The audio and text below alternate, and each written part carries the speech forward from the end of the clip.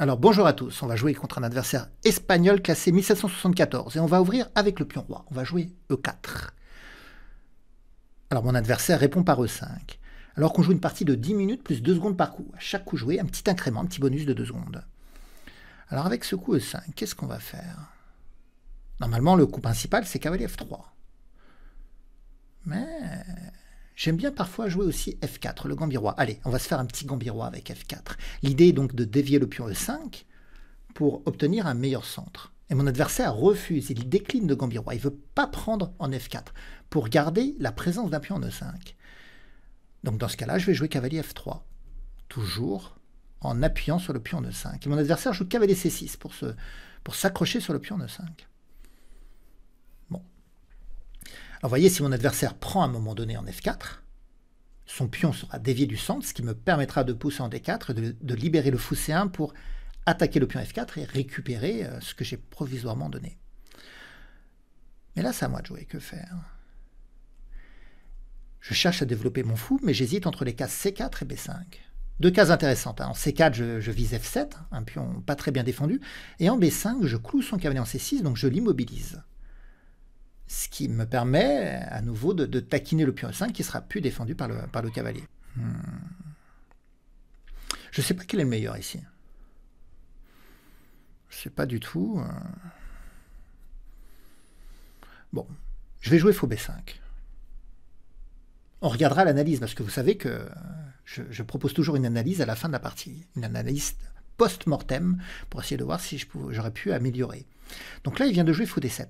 J'ai pas envie d'essayer d'aller gagner le pion E5. Je pourrais, en faisant fou prend, par exemple fou prend, pion prend, et je prends E5.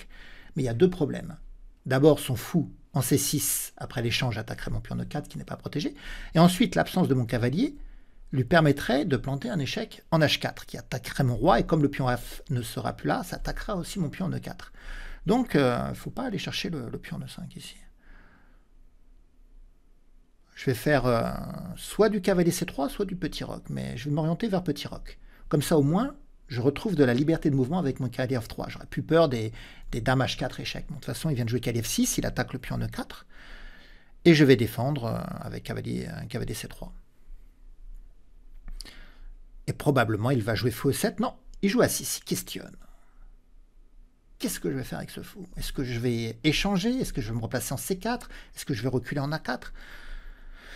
Alors, la première chose à faire, c'est de calculer la prise. Donc, si je prends, il ne va pas reprendre du pion, ça va doubler les pions, et après, il va avoir un problème de double attaque sur le pion E5. Donc, sur fou prend, il va reprendre de son fou de case blanche.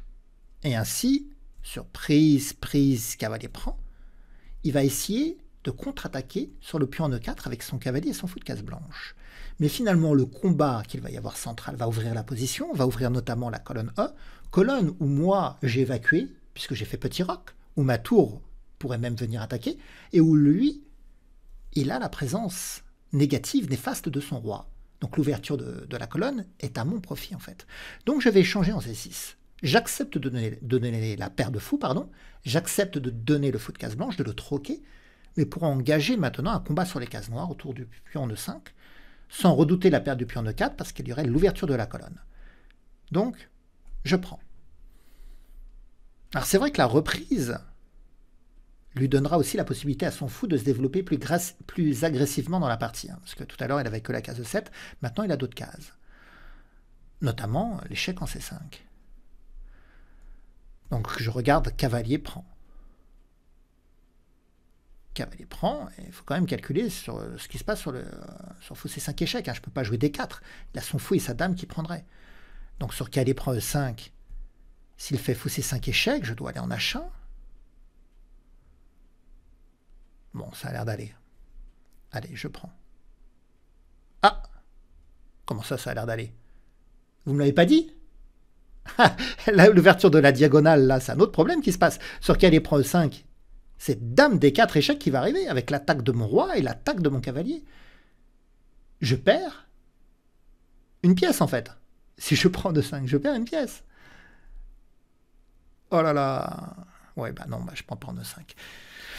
Et lui, il menace toujours de prendre en E4, même si je ne devrais pas totalement m'effrayer de l'ouverture de la colonne.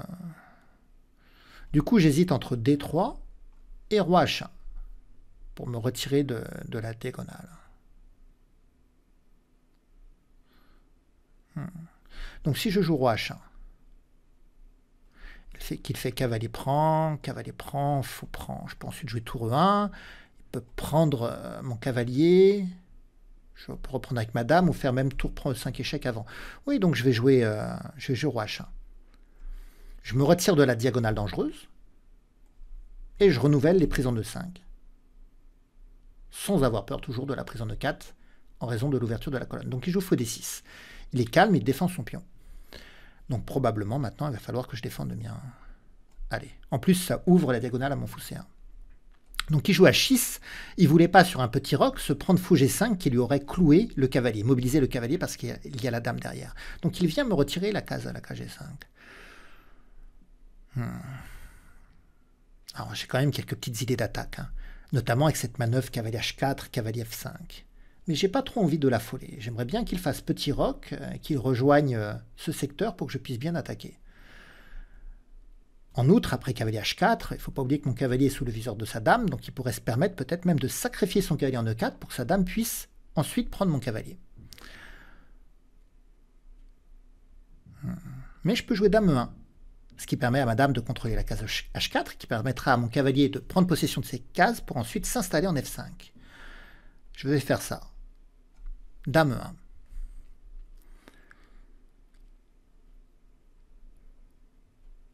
Est-ce qu'il va oser faire petit roc? Parce qu'après petit roc, il y a la manœuvre que je vous parlais, cavalier H4, cavalier F5, c'est ce qu'il vient de faire, regardez. Mais j'ai beaucoup de coups intéressants, à base de dame G3, qui va clouer le pion G7, qui va donc menacer fou prend H6, puis dame prend G7 mat derrière. Mais j'ai aussi du cavalier H4 et cavalier F5 qui va attaquer également les deux pions. Moi, je dois générer un jeu sur les cases noires, parce que j'ai pas de fou de case blanche. Mais du coup, j'ai une pièce de plus pour combattre sur les cases noires, puisque mes cavaliers peuvent combattre sur les deux couleurs, pas sans fou de case blanche. Donc ce que je dois essayer de faire, c'est faire craquer G7. G7 et H6. Mais surtout G7. Parce que s'il n'a plus de pions qui protègent les cases noires, je vais m'infiltrer, je vais rentrer comme dans du beurre. Et cette infiltration donnera des possibilités de mat contre le roi noir. Alors je regarde dame G3, mais dame G3, il peut me jouer cavalier H1 quand même, attaquer ma dame. Ça m'ennuie un peu quand même. Je peux venir en G4, réattaquer son cavalier. Ouais. Bah, je vais faire ça, je pense, alors.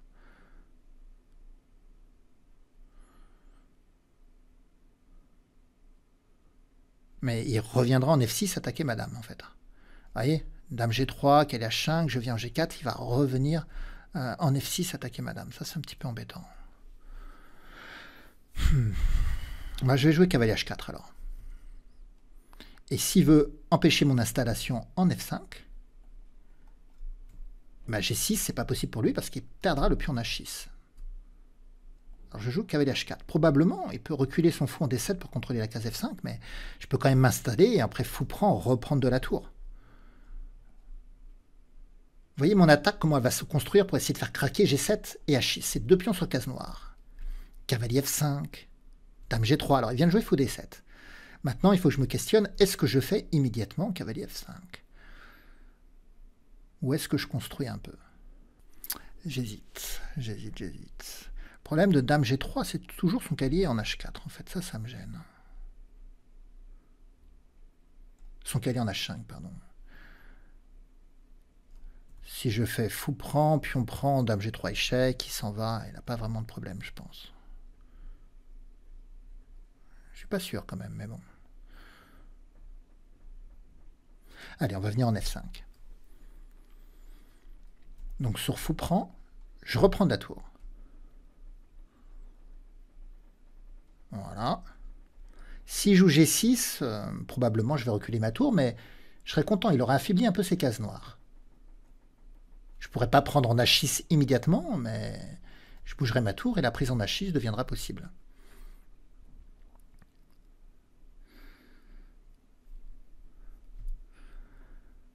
À noter qu'il ne peut pas relâcher la surveillance de sa dame sur le cavalier. Hein, parce que s'il bouge sa dame, par exemple un coup comme dame D7, moi je suis en capacité de faire fou prend H6, parce que la déviation du pion me permettra de gagner son cavalier. Donc il vient de bouger la tour. Peut-être un retour du fou en F8 pour protéger les pions G7 et H6 qui peuvent être sous pression. Maintenant, Dame G3, intéressant. Il n'y a pas de cavalier H5 à cause de tour prend. Donc je vais jouer Dame G3. En plus, s'il joue fou et fuite, je pourrais prendre en E5. J'attaque 2 fois le pion en E5. Il vient de jouer Roi H7. Ouais. Donc si je fais fou prend H6, pion prend, est-ce que j'ai quelque chose derrière? Je crois pas. Je crois pas. Alors, je m'intéresse à quel coup? Dame H4 peut-être. Il ne peut pas jouer G6 à cause de Dame prend H6 échec soutenu par le fou. Dame H4, ça m'intéresse.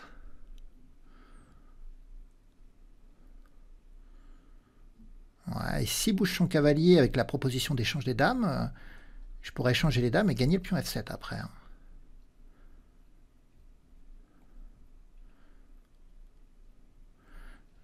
Je vais jouer Dame H4.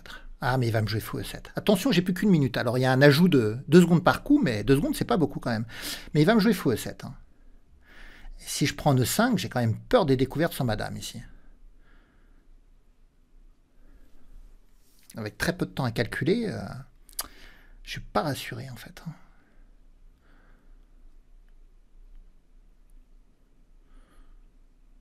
Voilà, s'il vient en E7, peut-être que je vais faire le petit bras, je vais reculer en H3.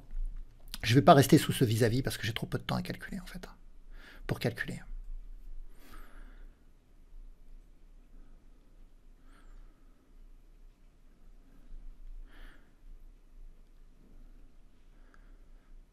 Donc là, je menace aussi fou prend H6, pion prend, et ensuite de prendre son cavalier. Parce que j'attaque 2 fois.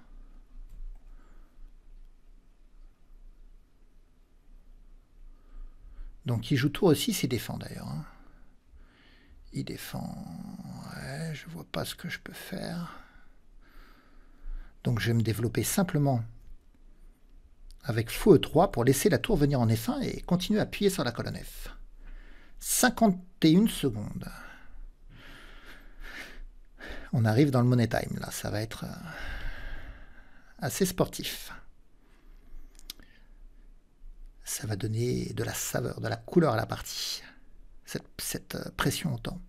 Donc moi, j'estime que j'ai une position d'attaque, hein, notamment grâce à la colonne semi-ouverte F, qui me donne l'avantage d'espace, donc la capacité d'acheminer plus de force à l'attaque de son roc. Et pour l'instant, il se recroqueville à la défense. On voit que sa position est très défensive. Il défend les pions, il défend le cavalier, il essaie de défendre un peu toutes les pressions sur lesquelles j'exerce. Mais ça tient. Ça tient pour l'instant. Et il a 7 minutes.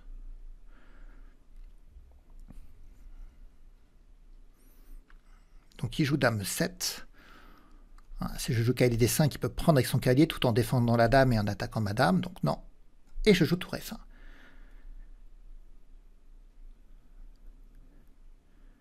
Donc là, l'idée, c'est de faire fou prend H6 pour dévier le pion G, et après attaquer 3 fois le cavalier.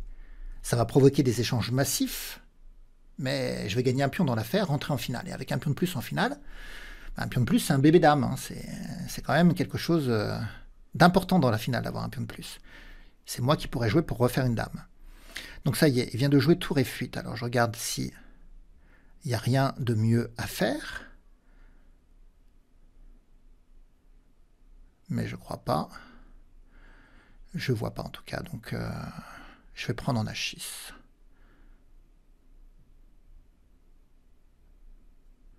En espérant que je me trompe pas. Donc là, ok.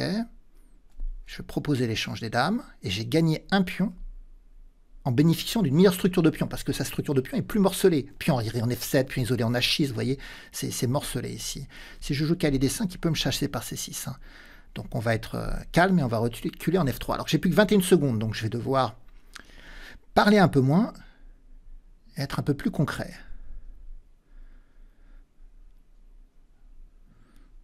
Je suis pas tranquille avec le roi au coin. Je vais lui donner une petite case blanche de fuite. Il a le fou de case noire, il faut lui donner une case blanche de fuite. Hein.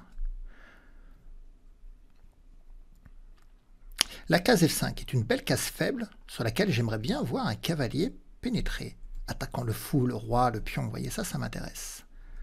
Donc je vais certainement manœuvrer comme ça. Il attaque, propose des échanges. Bah d'accord, les échanges vont me faire gagner, c'est pas un problème ça. Ok, j'accepte. Viens, on échange. J'ai un pion de plus, moi, j'ai rien à prouver dans la partie. Et je m'installe en E4, en attaquant son fou. Donc mon pion de plus me donne une majorité de pions contraints dans ce secteur. Donc j'en profite.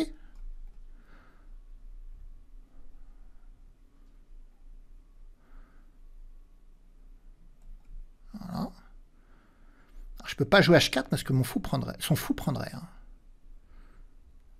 Pas de plaisanterie. Mais je peux jouer Roi G3, puis H4. Voilà. Ou je peux chercher à prendre possession, moi, de la case. Ah ouais, c'est comme ça que je vais jouer. Regardez, je vais jouer cavalier C3, pour pas qu'il rentre en D5 son roi, et moi rentrer en E4. Ça mettra mon roi à l'attaque. J'ai plus que 11 secondes. Oh là là, il faut que je joue vite. Voilà. Pour récupérer un peu de temps.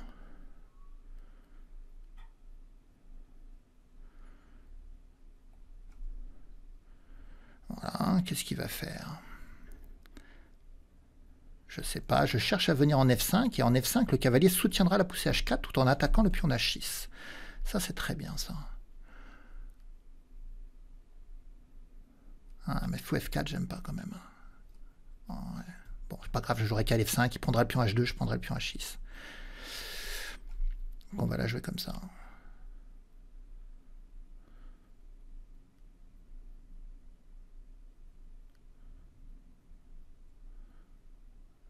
J'ai une quinzaine de secondes, vous voyez, grâce à ce petit bonus de 2 secondes, très important, ça me permet de rester en vie.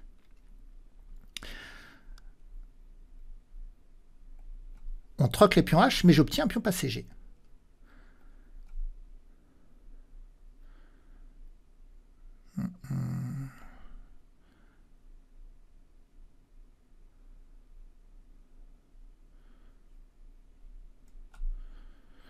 Alors, bon, là, je sais pas, tout n'est pas mûrement réfléchi hein, dans ma position maintenant. Cavalier là pour aller en C4. S'il prend, je reprends avec mon roi, et j'ai un pion de plus. Et si je suis en C4, j'attaque à 5. Et après C6, après B4. C'est le billard à 3 bandes. Ping, pam, poum. Donc, il prend, et j'ai un pion de plus. Il va rentrer ici, attaquer le pion, mais je peux défendre, ou alors aller en E4 pour contre-attaquer sur son pion en E5. Et après, rentrer, lui prendre son autre pion.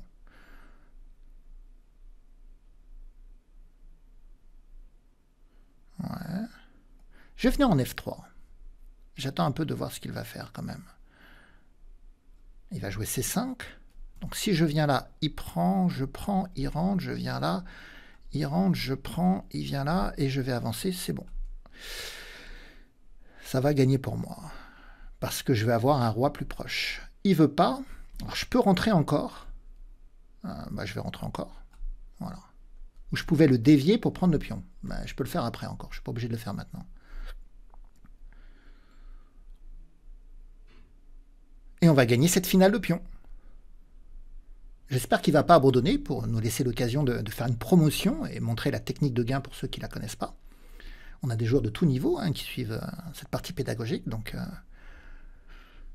allez, joue mon grand. Là, il joue pas parce qu'il comprend qu'il est en soupçon. Il est contraint de jouer, mais il n'y a rien de bien en fait, tout perd pour lui, donc il n'y a pas de solution. Je prends le pion E5. Hein. Et voilà, le pion D va assurer la promotion. Dans 5 coups, il a dame. Ouais, allez, on y va. Je sais qu'il va contre-attaquer sur mes pions sur la deuxième rangée, mais ça lui prend trop de temps. Bon, finalement, il n'y va même pas. Il a compris qu'il n'y arriverait pas. Donc le roi, il va tenir par la main le pion, il va l'accompagner sur le chemin de l'école jusqu'à la case des 8. Mon adversaire n'abandonne pas encore parce qu'il se dit que j'ai pas beaucoup de temps et que je peux me fourvoyer par le manque de temps, mais là, j'en ai suffisamment. Et on va faire une promotion, allez, une promotion dame. Promotion tour, ça suffisait pour gagner, mais autant aller rapidement maintenant. Allez, il va abandonner, je pense, maintenant.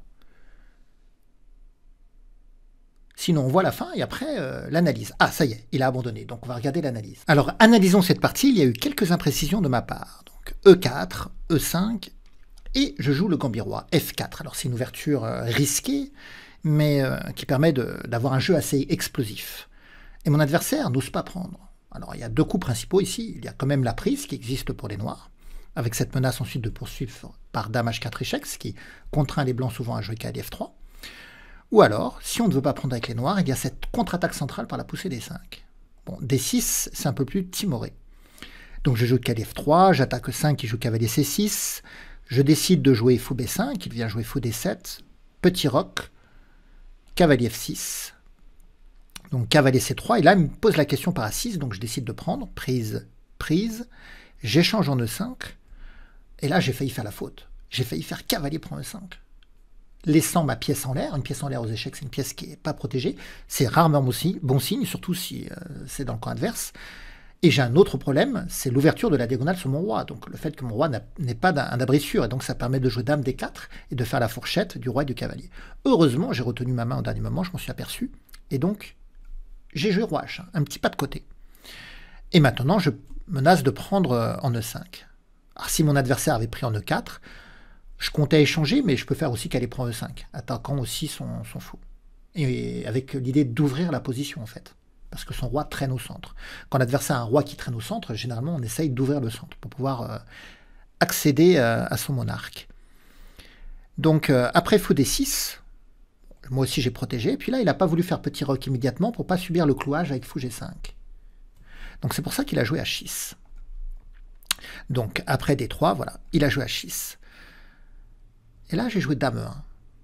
Petite manœuvre que je connaissais. Après petit roc, ça permet à mon cavalier de venir en h4, sans redouter qu'il prenne en e4 avec la volonté d'attaquer mon cavalier, parce que la dame, cette fois-ci, défend. Donc je joue cavalier h4. Et mon jeu, pour l'instant, est axé sur les cases noires.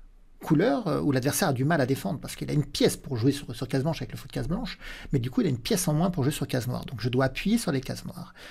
Et puis l'ouverture de la colonne F me permet d'avoir le renfort offensif de mes tours, en fait. Mes tours peuvent participer à l'attaque. Son roc va se faire attaquer, alors que le mien, pour l'instant, il n'y a pas de problème.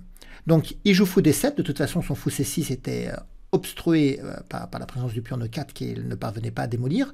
Donc, quitte à avoir un fou qui ne jouait pas, autant venir en d7 pour pouvoir l'échanger contre mon cavalier lorsqu'il vient en f5, pour retirer une pièce de l'attaque. Alors, je suis quand même venu en f5, parce que ça me donnait un point d'ancrage pour ma tour.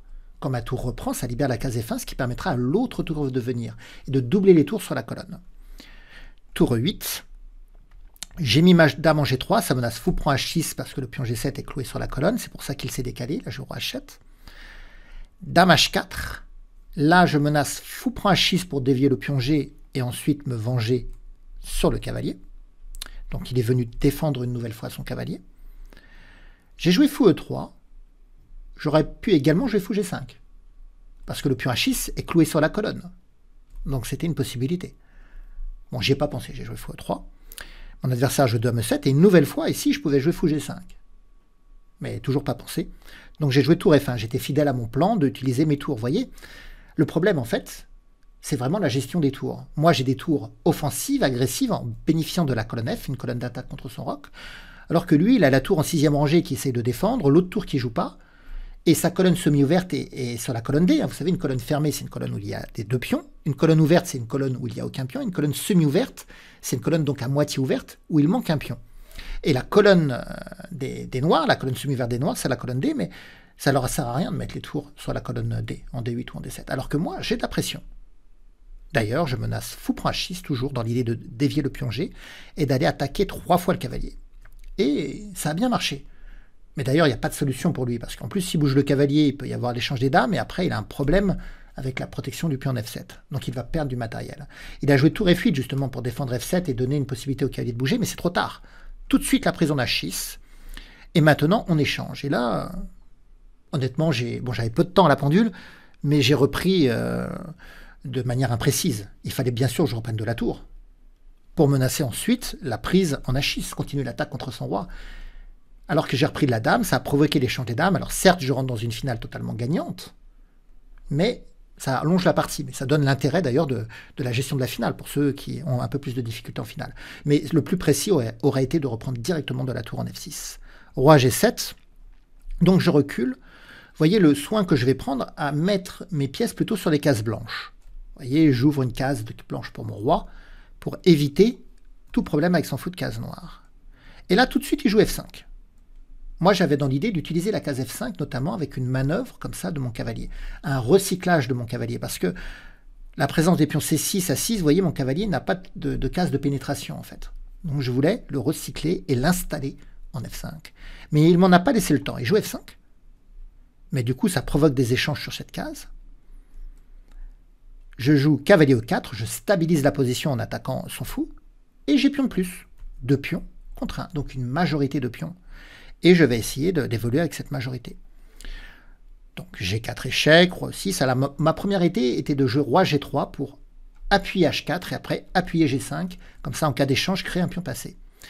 Et puis finalement, j'ai changé d'avis, j'ai joué cavalier C3 pour donner la case E4 à mon roi.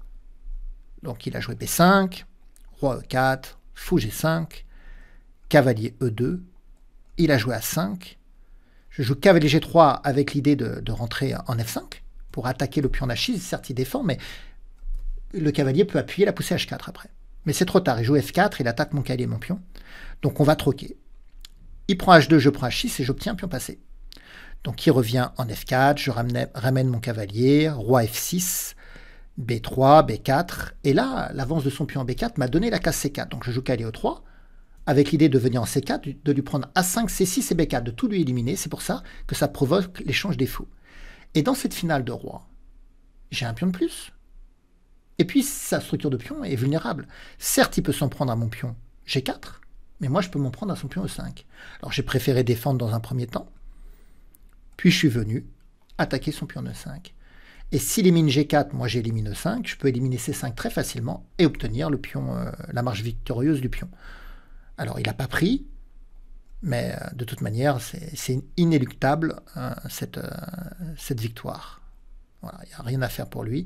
Alors il est venu en E4, ça a été voué à l'échec, mais même s'il était venu en D2, j'aurais pu pousser et j'aurais fait dame. Alors là je peux faire dame, mais je peux aussi jouer roi C4 pour tenir le pion B3, pour pas qu'il l'élimine, et ensuite faire dame, et c'est assez facile à gagner. N'oubliez pas de me laisser des pouces, des commentaires, et de partager la vidéo.